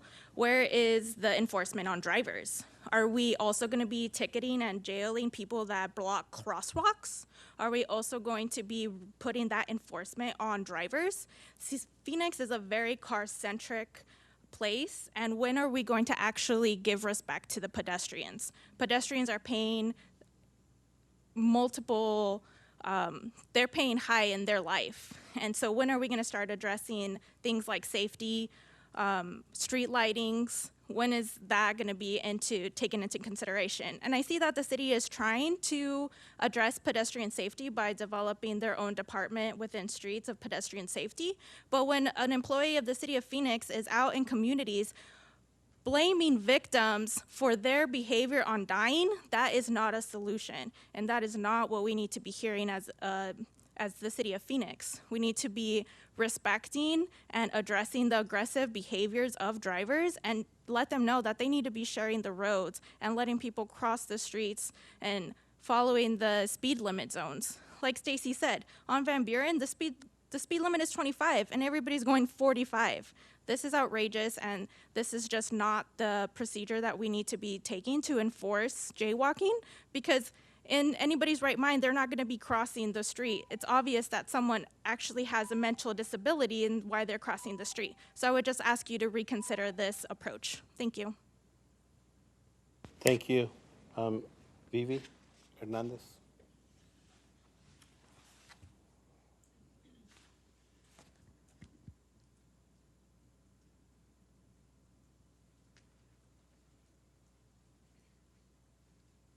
This was a long walk. I was going to cross this way right now. I was like, oh, that's a long walk. I just want to reiterate and thank you all for being here. My name is Viridiana Hernandez. What we are seeing is criminalization and policing to continue to be used as the answer to issues, as several people stated, that are not solved by policing and not solved by fines, and actually creating more issues and creating more problems that can lead to not paying rent, not getting medication, being incarcerated, being jailed, and a whole lot of issues that come after being jailed. So really strongly against criminalization and policing being used as a solution to a problem that we are facing around homelessness, around housing, affordable housing, a problem we are facing around, you know, the lack of infrastructure and investment in our communities. We have not seen a crosswalk. I've been living in the same neighborhood for 27 years in Maryvale. Very rare, like, I don't know where the new crosswalks are at, if there have been, right? I have seen one that we fought after 3 deaths outside of Maryvale High School. That was the high school I went to. Saw 3 to 4 different students and classmates that were killed while walking there, because the infrastructure of the street and the infrastructure of like what we were being asked to do, students to get home, was not logical, as someone else had mentioned. And so finally a crosswalk was included with lighting, right? Because there's one thing in putting just a crosswalk or adding lighting and signage that is necessary to be able to see it. But that investment hasn't come to our neighborhoods. My sister was in a really bad car accident a few years ago, and I started looking a lot into streets and the infrastructure of streets and lighting. And I found that some of the best practices around lighting, in terms of when the green light or the turning light should turn on, before the red light or after, there's some best practices around that are not being implemented in West Phoenix, that has some of the highest accident and pedestrian killings, right? And so why are we not looking at those best practices and investing in the infrastructure of our community instead of continuing to police our way out of issues. We cannot do that. We need to invest in affordable housing. We need to invest in the infrastructure of our communities. We need to fund that in our communities. And as we go into budget, hope that that is a priority in what we fund. Thank you. Christopher?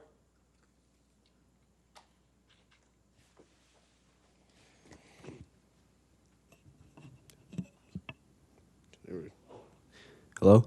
Okay. Hello, good morning, council members, citizens, officers.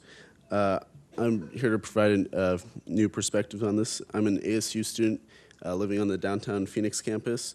I stand before you to advocate for myself and other students' concerns.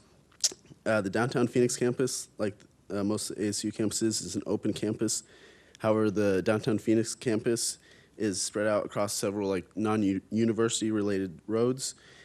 Many Phoenix citizens don't even realize we're there sometimes. In order to get to our classes, we have to walk across several city streets. Oftentimes, we don't have a lot of time in between our classes across campus, so we have to rush to get to the next one. And the traffic lights and walk signs are not always fast and efficient. If we do jaywalk, it is because we care about our education and we care about becoming contributing members of society. If the warning for jaywalking is removed, it could result in several fines and citations upon college students, adding even more costs to our already expensive journey. We shouldn't criminalize first-timers, especially when we have a lot of students from other states who don't know the laws in Phoenix and Arizona. We need to improve the system and not punish the people. Therefore, I urge you to stand with me in support against the measure to remove the warning and instead try to improve the system. Thank you, and have a great rest of your day. Thank you so much, Christopher. Maria?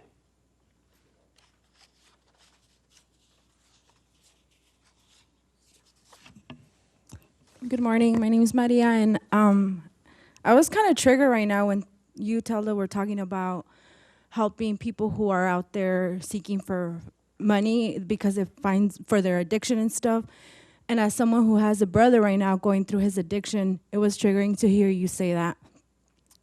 Obviously, you don't have a loved one that's going through that. So I just wanted to say that. The fact that you even mentioned, like, you can't help them because they're going to keep doing that. It's insane that you said that.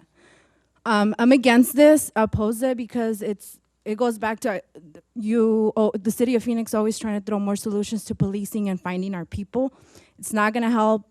And when we look into how much money is actually being invested into our streets and transportation, and when you see the general funds of our city and that we only give 1% for transportation, there's the answer. You're not investing in crosswalks. You're not investing in an actual infrastructure to support people who are not driving, right? Whenever I had to cross and jaywalk myself, it was because I was trying to catch the bus. Because, like the gentleman said, they come every 30 minutes, and that's, if you miss it, that you might be stuck there for even 40 if it doesn't come on time. Almost to an hour. It's happened to me before. So the fact that we're not even investing in transportation or anything like that, instead, the solutions that you're wanting to come up with, again, it goes to policing and finding our people. And that's not going to fix any of this. And the fact that you've been investing so much time, so many years that you mentioned, trying to build this, and that's what you can come up with, is pretty sad. So I just want to say that I oppose this. Thank you. Ben? He's not here. Already. Elizabeth?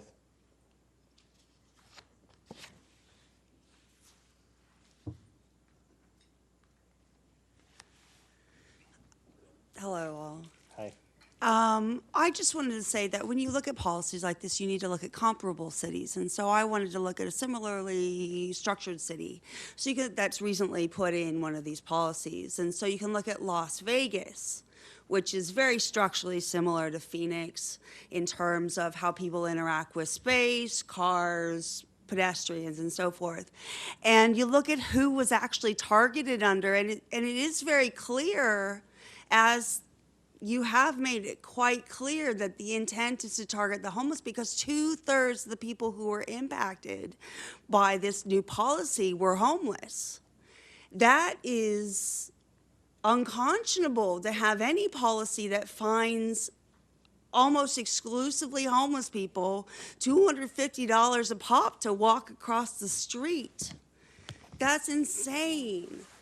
I do have to comment on the very negative light in which mental health was portrayed and drug addiction in this forum. I think that as somebody who has schizoaffective disorder, the comments were incredibly degrading. I think that the city of Phoenix only spends about $5 million on its Phoenix Cares, and all you get is community bridges, and you don't even get very good results. Yeah, then don't promote it. Put zone for a shelter. But the main point of this is it's a poor tax. It's a poor tax against people who may be going to get a bus, who may not be entirely there in the head, but they don't necessarily deserve a $250 ticket for crossing the street. And I think it's very important to look at the effects of policies as well as the intended effects of reducing fatalities or stopping panhandlers. Thank you so much. Grant?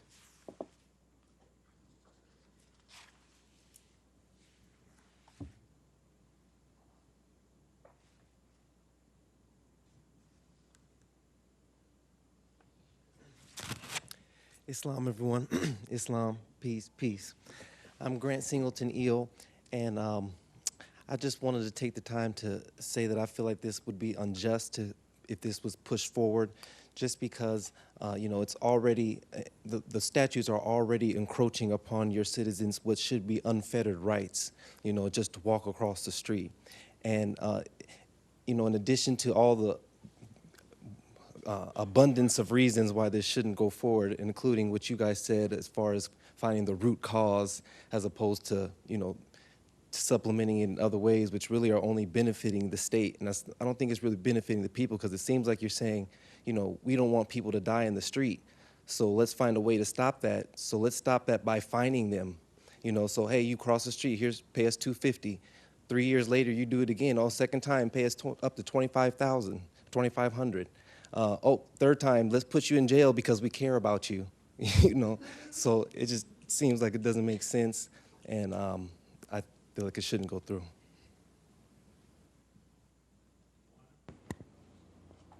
Is there a Juana?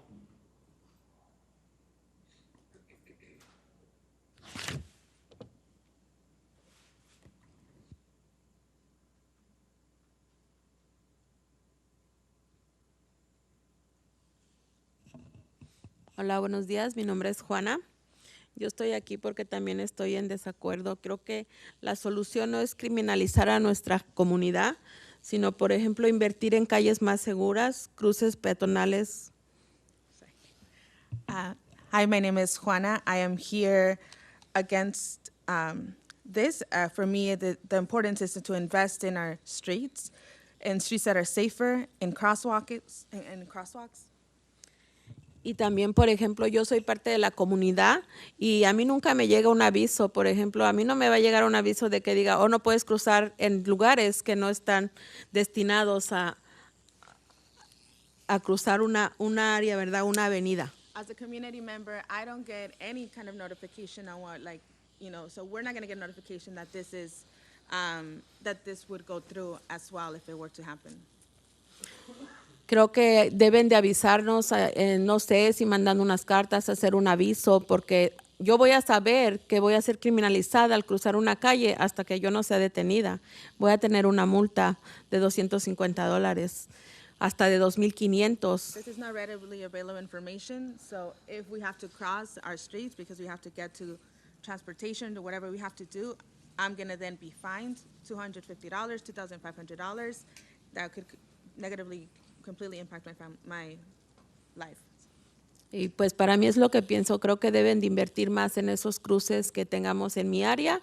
Solamente he visto en la Maryville, yo soy de la comunidad de Maryville, nada más está el cruce que está cerca a la high school. We need to invest in crosswalks. The only crosswalk I've seen in my neighborhood is the one that is in front of Maryville High School. La calle es muy larga, como dijo alguien también, Aquí ustedes saben en Arizona el calor tan grande que es y yo he visto personas que van con niños, no van a esperar a caminar una milla para poder cruzar. As it was mentioned, these streets are extremely long and there are no crosswalks. I know that I've seen people cross with children because of the heat. You know the heat in Arizona, and these are things that people have to do because there's no crosswalks that are available. Entonces yo pienso que la solución es que ustedes, la ciudad, invierta más en la comunidad y no en criminalizar. So for me, the solution is that you all invest in our community and not in further criminalization. Muchas gracias. Thank you. Gracias. Bertha? Or Berta?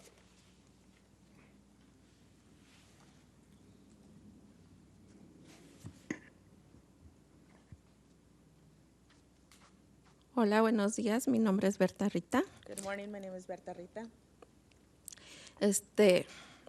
Me parece un poco tonto con las soluciones que ustedes están buscando. I feel some of these solutions seem a little out of touch and dumb. O sea, con la policía no solucionamos nada en nuestras comunidades. With the police, we're not going to solve anything in our communities. Si las personas están en las calles pidiendo dinero para poder sobrevivir o pagar sus biles, If people are in the medians asking for money because they have to survive or pay their bills, ¿cómo quieren que les paguen un bill de 250 si no van a tener el dinero? expect another fine to be paid of $250. Y esa no es una solución de estarnos criminalizando y ustedes siempre vean una solución en la policía. That is not a solution to continue to criminalize us, and that is always, policing is always seen as the only solution to our problems. Y yo pienso que la criminalización que quieren poner no es la solución a las muertes peatonales. I believe that adding these fines and policing are the answer to the deaths that we're seeing. Creo que también es nuestro dinero y tenemos derecho a pedir donde necesitamos más ayuda.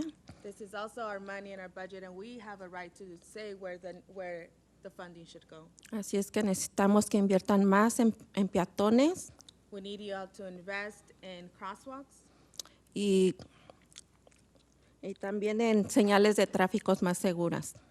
and safer traffic signs. Y por favor, ya no invertir en más policía ni tratar de solucionar sus problemas, siempre poniendo más policías para estarnos criminalizando. And please stop then investing in more policing and continue to see just policing and criminalization as the answer to our problems. Eso es todo. Muchas gracias. That is it. Thank you. And then Miss Diana. Good morning. My name is Diane Barker, and I'm in District 7 downtown. I have a lot of experience of being on foot for 3 decades. I've lived in 7 different cities without a car. So now I'm downtown Phoenix, and I finally saved some money, got a car, but the car is sitting most of the time in the basement because I don't feel that I need to drive a car around downtown Phoenix. Now, I came in support of this because I'm really for safety for all modes of traffic, being fact that, I do this. But I think it's really an attitude. We know that we've been a car society, and we put value and status on people that have cars, what kind of car they have, and then it goes down if they're on a bicycle or they're walking. And then if you're disabled, my gosh, in a wheelchair, I don't know where you are, although I have to say that on our buses, and I do like to ride the bus, is they're highly trained, and people do treat people with wheelchairs with respect. And so now, in the fact that I have been in favor of this, I really think it should be tabled. I'm really affected of this discussion. I think that the people here came with some very, very realistic experience. It's a long overdue discussion. And when a person has not been respected, I've had this happen to me when I've been appropriately in the crosswalk. And we, as much as, I'm for a police force, but the police did not appropriately cite the driver that hit me. And and not having an attorney because I had a bicycle and was without a job at the time. So the point of it is we need to start respecting all modes and people first. Thank you. With that, any comments? Councilmember Williams? I just want to move this on to the council for consideration. All right, any other comments? What I'd like to comment is that basically over the last 10 years, I've been working along with Councilmember Williams, and what she's trying to do is trying to save lives. And I agree with the individuals that were saying that cars need to be cited and they need to respect the laws. If they're speeding, there needs to be some enforcement there. Bikes, if you're riding a bike, there needs to be enforcement there too, that you need to obey the laws out there. And walkers also. So our society's changing. I mean, right now we're kind of 50-50. It's becoming more of a walkable community, but there's still people that love their cars. So we need to figure out this happy medium. It's sad that we listen to the news and that there's another person that was hit by a car. And most of those individuals that are hit by the cars are outside of what we consider a crosswalk or those crossable areas. They happen in midways of the blocks and stuff. And you know, even with our light rail, people cross those tracks where they're not supposed to. So there needs to be enforcement at all angles, right? So I think that what Councilmember Williams has been doing is she's asked me to be a part of some PSAs and pedestrian safety, from pulling over to a side when you hear the sirens, or an ambulance, or a fire truck, or a police officer. People just keep on driving by. And you can have a loved one in there that needs to get to the hospital immediately. So we need to start citing those individuals that don't pull over when they hear those sirens. Then we need to make sure that young people, we've been going to the schools and we have PSAs and videos teaching young kids how to cross the walk. And then we need to educate the drivers on how to basically respect those individuals and what the laws are. When somebody's in a crosswalk or at a corner where they're crossing, that they need to give that right to that pedestrian.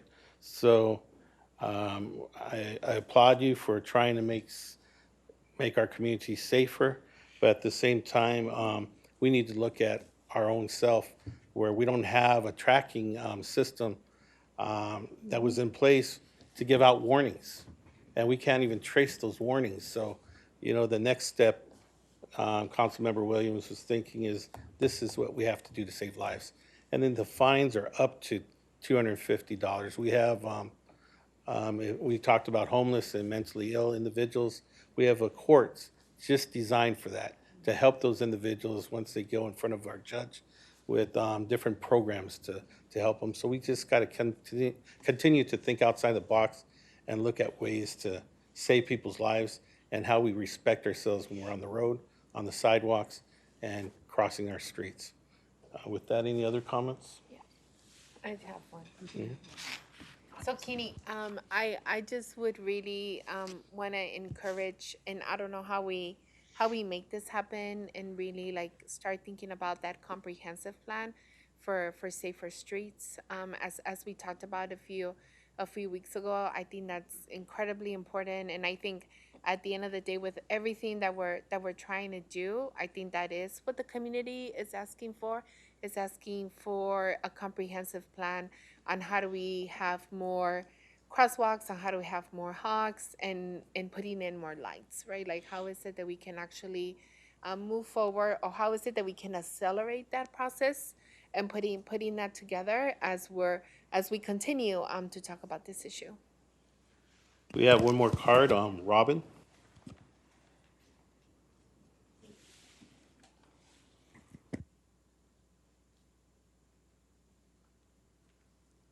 Good morning, council members, vice chair. I'm sorry. Vice Mayor, thank you. I didn't actually come in here to speak today, but let me explain a little bit of my position. I wanted to take the opportunity to listen to what everybody had to say, and I respect all of their opinions. I respect everything that has been said with regards to this. But I wanted to let you know a little bit of background. I've been working for community programs and for people within our city for 43 years. I've worked with the police department for that amount of time. I worked before a lot of the departments within the city of Phoenix even existed, including Black Watch programs, the NBWG program, etc. Nevertheless, my point to this is I've also, before you take judgment on me, I've also been homeless.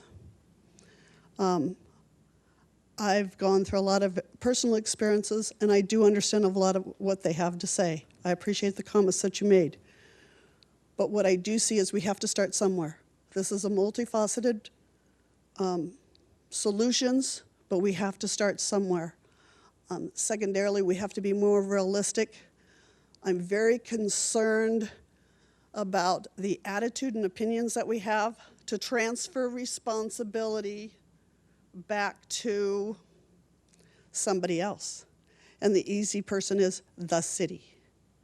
We have to be responsible when we want to cross the street and make it to our destination.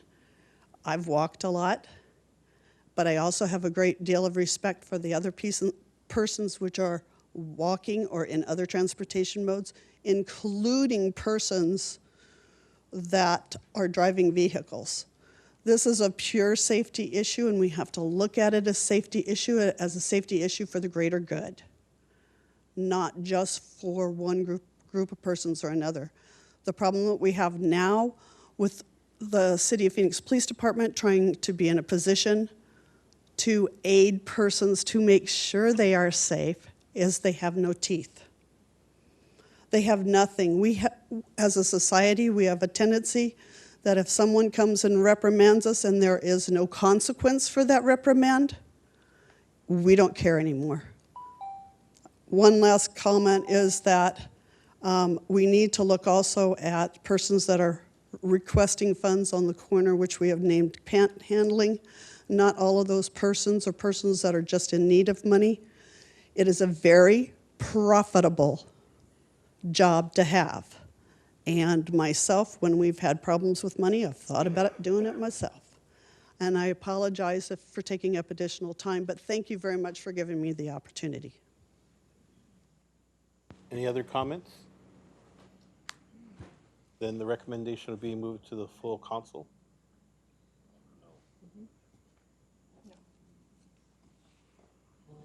Then basically, let's go ahead. There's a motion, and I'll second that motion. Those in favor of moving it to the full council with taking in consideration everything we heard today and looking at a way to monitor those warnings, say aye. Aye. Aye. All those opposed? No. So it's basically 2-2, so. It would go forward without a recommendation. All right. All righty, then we're on to, thank you very much. We're on to future agenda items. You have one call to the public. We have one call to the public. Mrs. Hernandez, come on up. Vivi.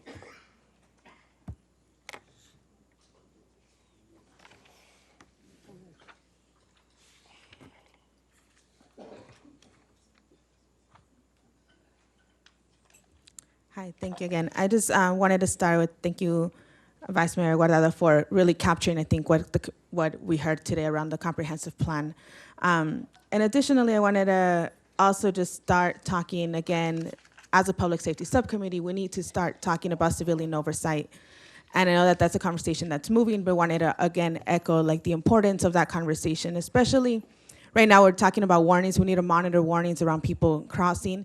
There is currently no system to monitor warnings when officers, they get erased after a year, they get erased after 3 years. So we're talking about these things that things that we have control over within our city aren't doing, our community.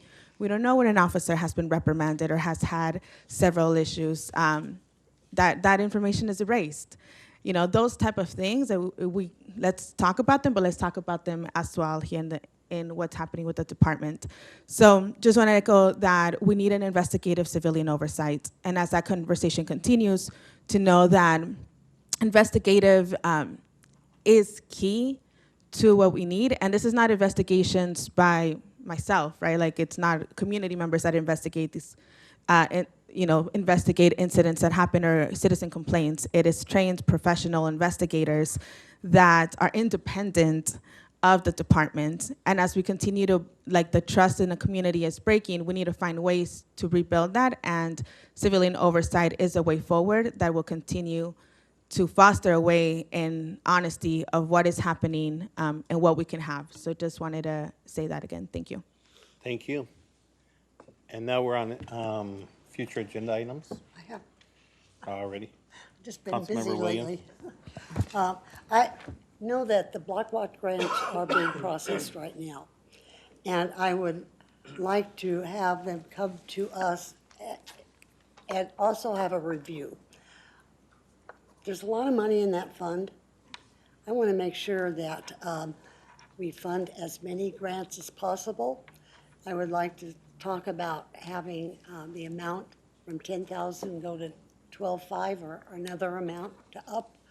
I think it's very appropriate. People are engaged in protecting their neighborhoods, and we need to see how we can support them.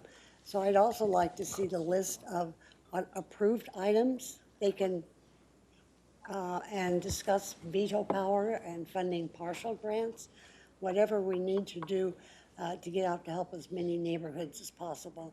I think it's been a couple of years since we reviewed a lot of that, but that fund's got some money, and I'd like to see it dispersed in the neighborhoods. Alrighty, thank you, Councilmember Williams. Councilmember Garcia. Yeah, just wanted to ask for us to have a conversation around our immigration enforcement, specifically 4.48. If in a future agenda we could actually go into the numbers and make sure that 4.48 is following people's civil rights, and to see if there's any improvements we can make. Any other? And if you all come up with anything else, you approach me and we can put that on the agenda. So with that, the meeting's adjourned. Thank you.